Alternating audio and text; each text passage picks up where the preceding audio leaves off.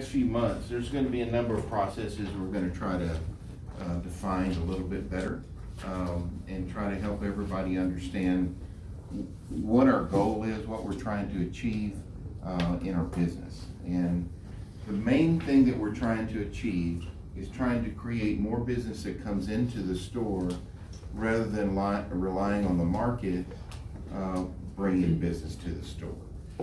Not that we're going to eliminate our advertising, we're not. I mean, we've got that stuff paid for a couple more years yet. We make long-term contracts on that. But any business is either gonna be managed by the market or it's gonna be managed by what we do to manage ourselves. And so what we're trying to do is shift a little bit in our business to what we manage ourselves, how we set our goals and how we set what we're gonna end up for the month. So just a very simple way to look at it would be, if you looked at, you were trying to set yourself a goal for 12 units a month, and that was an individual salesperson, right? And let's say that was the goal. The question is how much of that business do you actually create? Or how much of that business actually comes in a reactive form that you are efficient and get into the store? So if we look at the way business comes into the store, it comes in obviously through walk-ins, right? It comes in through phone ups. It comes in through internet leads or internet customers, right? How else does it come in? Okay, so referrals.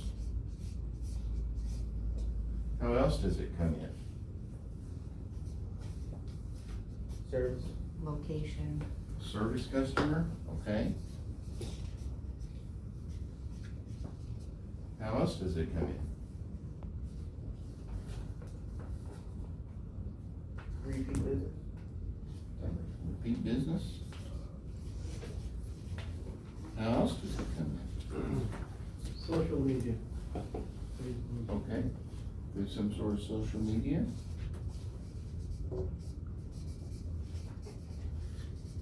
How else does it come in? Location. Well, that would be a walk-in, right? Pearl. Advertising. You have referral. No, Pearl. Advert. The Pearl 360. So that would fit into one of these, Prices. right? There's only other one way. It's probably the lost art, the reason why y'all don't recognize it. It's prospect, right? What you prospect and what you get in. So the question is are you responsible for walk-in business? No. I mean, it comes because of how? Because you happen to be here, guy wants to buy a Hyundai and he goes to a Hyundai store. Guy hears an ad on the radio and he decides, hey, I'll go check out what they have. Guy sees an ad on television, hey, I'll go check out what they have. You know, hey, there's a dealership down the street, let me go there, right? Those are walk-ins. That's what we mean by walk-in, a guy that just walks in the door. Do you have anything to do with that? So we would call that reactive business. We're reacting to that business as it walks in. So a phone up, do you have anything to do with a phone up? Guy calls the store. So we would call that reactive business. An internet lead, do you have anything to do with, as a salesperson, internet leads? So that's reactive business. How about referrals? Do you have anything to do with referrals? Right. So that would be proactive business. Service is kind of maybe, maybe not, but let's call that one proactive business as well. You know, and I define the difference between a guy that's been here, services his car here, and walks in the door, and you've never met him. Would be reactive. A guy, if you were calling the service list, you were calling closed ROs, and you're inviting them back into the store to look at a car, or we were working some sort of equity program, and you looked at, and this guy fit into a deal where you could swap out his car and keep his payment about the same, you know the script. So we'll call that proactive. Repeat business, do you have any control over that? Yeah. Kind of like service, yes and no, right? Every day we sell cars to people who have bought cars at the dealership before, but they haven't necessarily bought from the salesperson that they bought from the last time they were here. Because oftentimes that salesperson didn't hear anymore, right? But we do a lot of business, in particularly with the Hyundai brand has an extremely high retention level, right? What I mean by that is that if people buy a new Hyundai, they tend to buy another new Hyundai as time goes on. So, but I'll flip that into the proactive sort of way. How about social media? Do you have anything to do with that? No, you can't. Good, you couldn't. So, kind of yes and no, but we could bring it in. In other words, stuff that Aurora is doing on social media, we have a couple of people that work full-time on our social media accounts. On Facebook, on Twitter, on Instagram, and they're posting ads and they're posting information out there and that sort of thing. And sometimes that gets people to come into the store. We measure it pretty heavily, and so we do pretty well with it. But if you're talking about your own social media and your connections with other people, that would kind of be, so we'll set that into the proactive part. And how about prospecting? Proactive. So what we're talking about trying to do is a cultural change is all of this is the market. The market determines what we're gonna get here, here, and here, right? So if business is down 80%, when they talk about, or 20%, if business is down 20%, what they mean is there's only typically 80% of the people in the market right now, right? So the market is down. The business is up 20%. The market's more active. So this is one of the things we look at real heavily in the used car business, right? So you'll see market levels that change, and you'll see Auto Trader leads dropping off, Cars.com leads dropping off, Car Gurus leads dropping off, and you'll see more dealers putting more ads in at that time. So what we measure is the people that are in the market and the ads that are in the market. And sometimes those intersect and move a little bit differently. So that in a marketplace where intenders are down, but ads are going up, what do you think happens to the market at the store? Do you understand what I mean by that? In other words, if let's just make it easy numbers. I've got 100 people looking for cars, and I have 300 dealers, 300 ads going out to those 100 people. That's one scenario, right? Or I have 300 people looking for cars and 100 ads out there. You see what I mean by that? So when you have that, what do you think happens to the individual market at the dealership that has those ads out there? If there's more buyers than there are ads. You have a bigger space, right? So they tend to migrate to that area where the ads are. On the other hand, when you have less buyers and you have a lot more ads, it gets a lot more fragmented, right? There's a lot more, that customer has a lot more choices where to go on that ad. So that's one of the things that we look at on the digital side constantly, right? Of how many buyers are actually in the market and how many ads are out there. And when it's a situation where buyers are going down, oftentimes we'll push real heavy in our digital marketing, right? And when buyers are coming way up, we don't have to push as heavy because we'll have the same impact, right? So we do it we kind of go opposite of it, but that really has nothing to do with you guys, right? It just comes in, right? It comes in and you get a lead or you get a phone call and you start selling the car. So all of these things are really market driven. So if that market falls, these things start falling, right? If that market goes up, these things start going up. The problem is our dealership is mostly focused right now here, right? on what the market is doing. Which is okay if you're a dealership owner. You can kind of drive your market a little bit by advertising different and everything. But it's not okay for a salesperson. Because you're at the mercy of what that market is doing, right? You're at the mercy of what that market is doing. And if you want to create a goal of, I want to sell 12 cars a month, you've got to learn how to create that goal based on what you do so that you control your market, right? If you were creating all 12 cars that came in, would it matter what the market is doing? No, because you hit your goal, right? If we're hitting our goal. But realistically, that's not what ends up happening, right? So what we want to start doing is getting a greater and greater share of this for salespeople, right? A greater and greater share of determining what's here. And this becomes what your bonus is. In other words, if I'm gonna sit down, if I own a business, and I'm gonna sit down and I'm gonna determine I need this much revenue, would I hope that that much revenue came in, or would I make a plan to make sure I got that much revenue? Right? So that's what we want you to start thinking about as you set your goals and your plans for your business, is start thinking about this, not I'm a clerk in Walmart and whatever happens, happens, but start looking at this as a professional business person would do and think, this is the revenue that, I need the revenue that comes off of 12 units. How do I plan my activities in my day so that I for sure get this? And then if the market is up and the market ends up and I sell 5 cars off of the market, then I've sold 17 cars, right?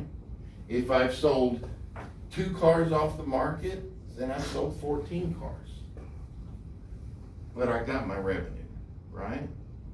So when you set your individual goals, they need to be set as, what do I have to make in a given period of time, right? That could be a yearly, it could be monthly, whatever, however you look at yourself.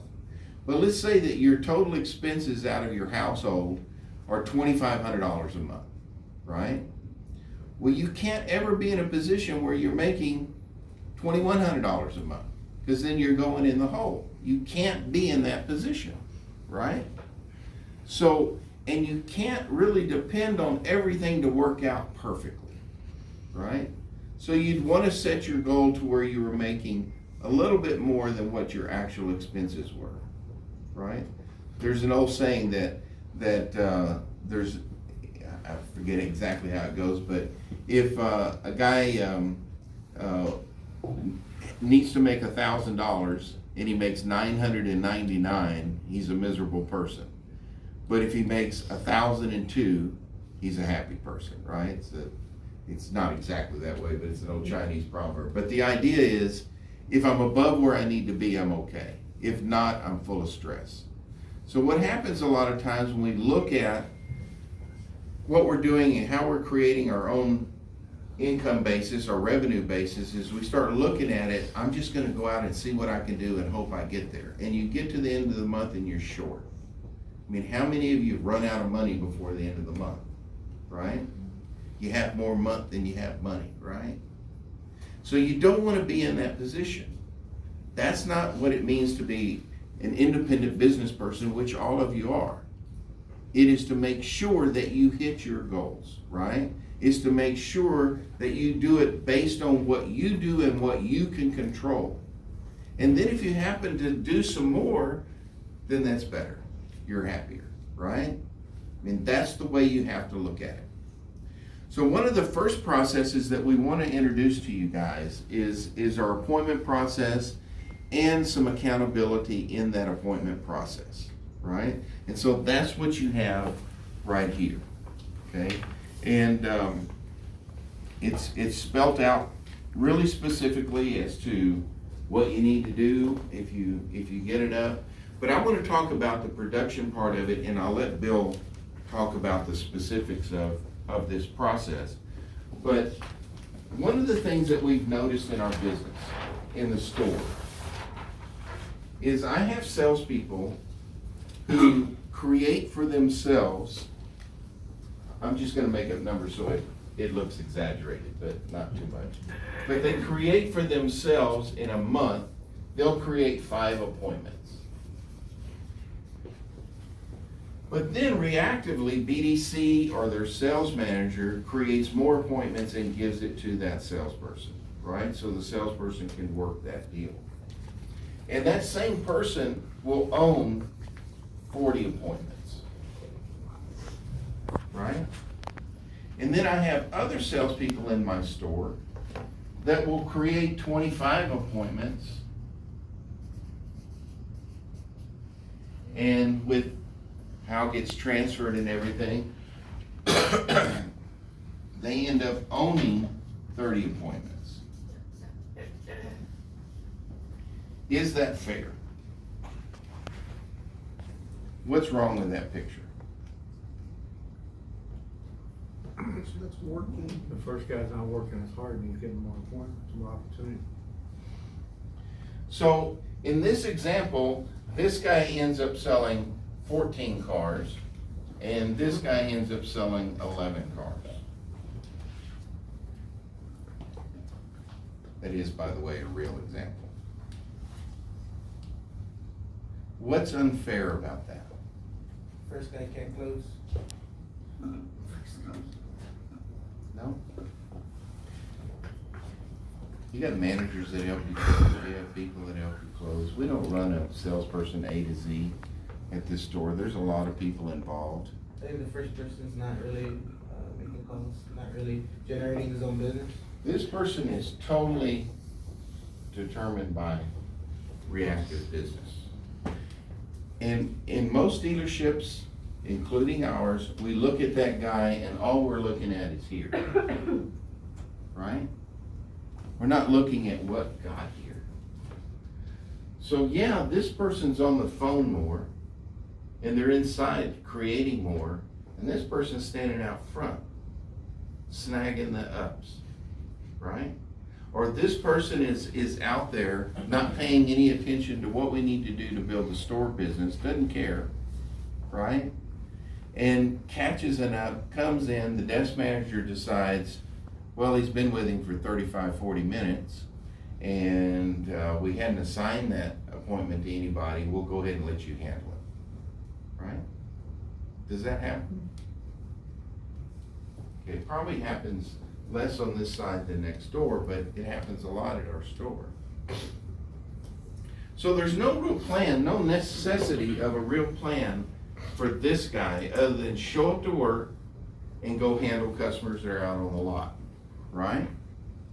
And because of the way we run our sales system, some manager's gonna go behind him and make sure it closes. So he doesn't even have to be a very good salesperson. You know? So we're rewarding the person who doesn't do shit, right? I used to have a sales manager that always equated it, it's like having a barking dog. All I need is a good barking dog out there, tell me I got a customer, and then I'll go out and I'll land them on a car and sell them a car, right? And that's what this guy is a barking dog. He's letting management know he's got a customer, right? He doesn't follow up on his customers, doesn't follow up on his owner base, doesn't try to create anything even out of what he sells. He just waits for the next one to come in. Because he looks at this as a place where he doesn't actually have to do anything to create anything. He's just gonna respond off of the reactive business. So the first thing that's gonna change is the way we assign appointments. And so we have a 2-week window period. And that 2-week window period is gonna start from November the 1st, because we run calendar on this the way we measure it, because we measure it out of the CRM. The first 2 weeks is open game, we're gonna run it like what we've been running it. But at the end of that 2 weeks, some of you are gonna be able to get appointments and some of you aren't. And so I want everybody to understand what qualifies you for an appointment. If our goal, I don't remember what our goal is, but the minimum was 4, wasn't it? 5. It is 5 per week? It's right on the last page, next to the last page. So you up to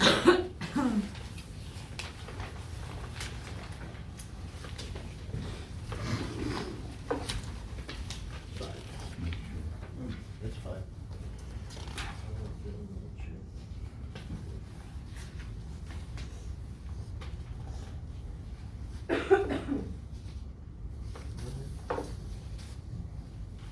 Okay. So the target in this store is 5 appointments per week.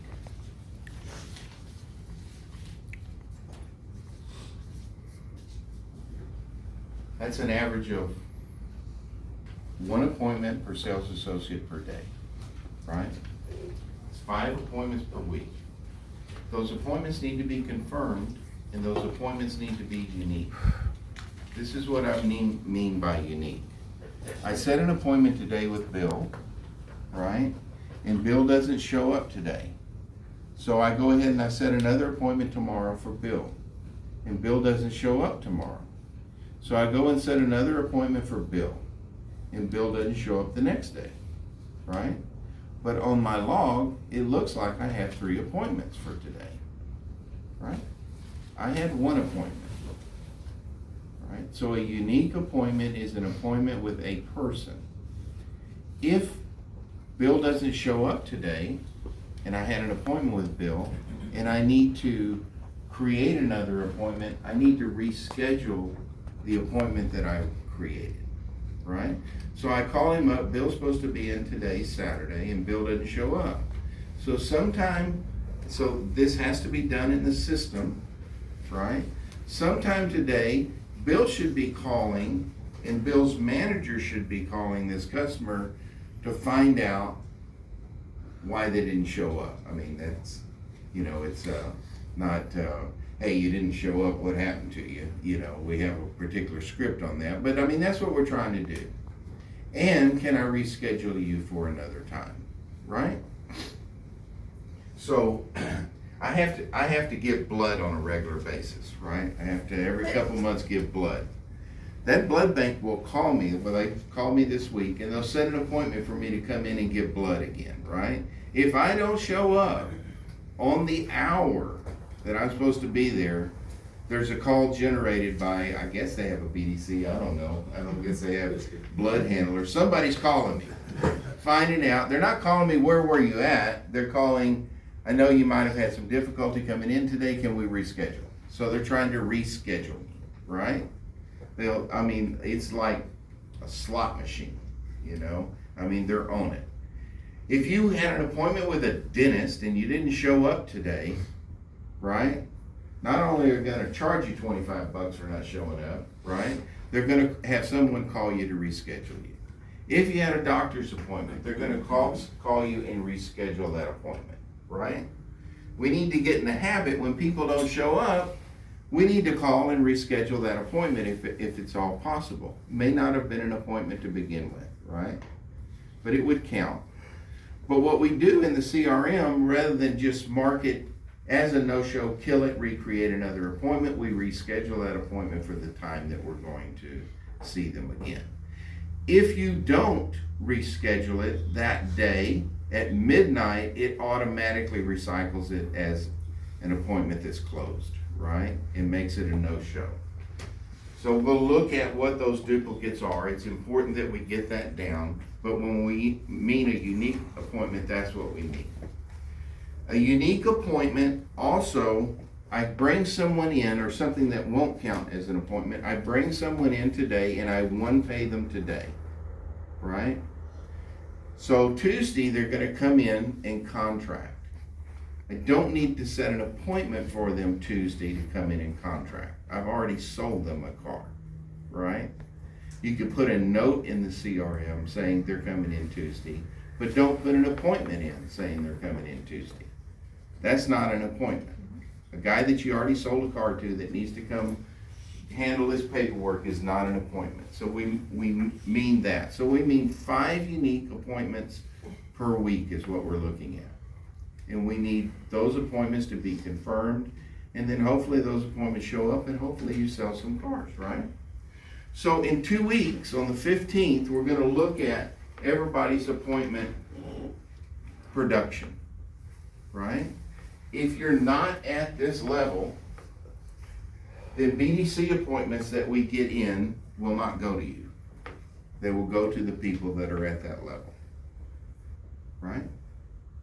Now, the interesting thing is that BDC sets a lot more appointments than the sales staff sets. But we're gonna try to help the people that are working. And if you don't want, and if you wanna be this guy that's dependent on the market, we'll let you be dependent on the market. Right?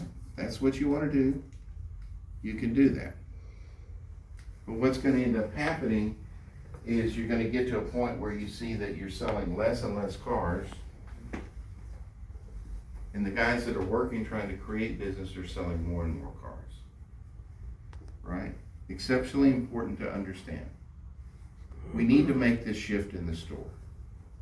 And so that's how it's gonna work. Now, in 2 weeks, you get to a point where you go, I don't qualify for appointments, right? You can get back on by the next 2 weeks, creating 5 appointments per week, right? And so that on December the 1st, when we look at it, we don't look at the whole month, we'll just look at those 2-month segments. Those 2-week segments. And in those 2-week segments, if you started creating appointments again, you're back in the game, right? We're gonna run it this way for about 6 months. At the end of that period of time, in 6 months, it's gonna be a monthly deal. So we'll do 2 weeks for a while to get you used to it, but in about 6 months, if you come into the end of October and you have an average 5 appointments per week, in November you would get nothing for the month. Right? So it's gonna be a little easier in the beginning, and it's gonna crank out a little bit more difficult in the long run. So the question then becomes, where do you get these appointments? And how do you go through it? And what's interesting to me, and just because I look at numbers a lot, what's interesting to me is that newer salesmen oftentimes have more appointments than my older salespeople. And you would think it would be just the opposite, right? And that's because some of my older salespeople, even in this room, have gotten into a habit of just depending on reactive business, get through the day, get their hours done, go home, sell some cars, and not really create anything. So the first goal on those, if you've been here for a while, and by a while, I mean if you've been here for a year, you've got a customer base. And that customer base should be something that you're following on a regular basis. I still see over and over in the CRM, people that come into the store, buy another car. I'll just use Bill as an example because he has customers that come in, and they'll come in, they'll see Bill, hey Bill, how are you doing? Hey, I need to buy another car. And they buy another car from Bill. And just as curiosity, because this it's interesting to me, and it's not, Bill makes a lot of calls, so I'm not trying to pick on him. But I always go look at those repeat buyers or people that have bought in the store to see what's the contact been with that customer. And what I more often find is there's been nothing by the salesperson. So that guy came into the store, bought another car from Bill, and Bill hadn't talked to him in a year, right? That's not a way to run a business. That's still living on a hope and reactive plan. One of the things that a lot of salespeople, particularly when they're new, have been told somewhere, I don't know where, but they've been told that if I'm really nice to people and I help people get a good deal on a car, they'll come back, refer their friends to me, and they'll come back and buy cars from me. It's the biggest lie in this business. It's the absolute biggest lie in this business, right? None of it is true.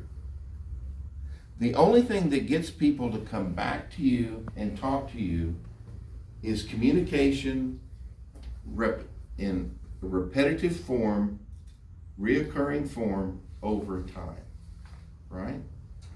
So when you make 360 calls, for instance, and you've never talked to that person, the chances of you getting an appointment for them to come in and buy a car are extremely slim and none. Those are the two chances. I'm not saying that you won't run into deals and stumble into deals. I've made enough of those calls to understand that. That sometimes you just happen to be at the right place at the right time and this person's interested in buying a car. I'm not saying that doesn't happen. But what I am saying is more often than not, it never happens that way, right? So the purpose of a 360 call, if what I'm trying to do business-wise, or a prospecting call, or an owner-based call, or a service owner call, the purpose of that call is to be able to get permission to call again. That's the purpose of the call. The purpose of that call is to try to get someone to allow you to begin to communicate over a period of time, right? Not to get an appointment to get them in. If it happens to happen, that's great. But the idea is, where do I come in next? So every time you make one of those calls, you need to be prepared of what am I going to talk about to that customer, number one. And number two, what's my plan of action after I talk to that customer? When I finish talking to the customer, what do I do next, right? And those notes need to go into the CRM on that call every single time. So we call the formula PhD, right? We talked about it last Saturday, right? Can anybody remember what those are? Personal. Okay, first one is personal, good. I want some personal information about this person in the notes, right? What does the H stand for? I'm sorry? History. Historical, okay? So what I want is something, they bought 3 cars from us. That should be in your note, right? They serviced their car here, they've never bought from us. They bought from us, they never serviced their car here. They bought all their cars at Red McCombs. It was the first time they came to the store. That's it. That's what we mean by historical, right? What does the D stand for? Details. So, what are the details on the current record? And what I like to put in there when I do that, if it's an active deal, I would put it, the guy wants to pay no more than $300.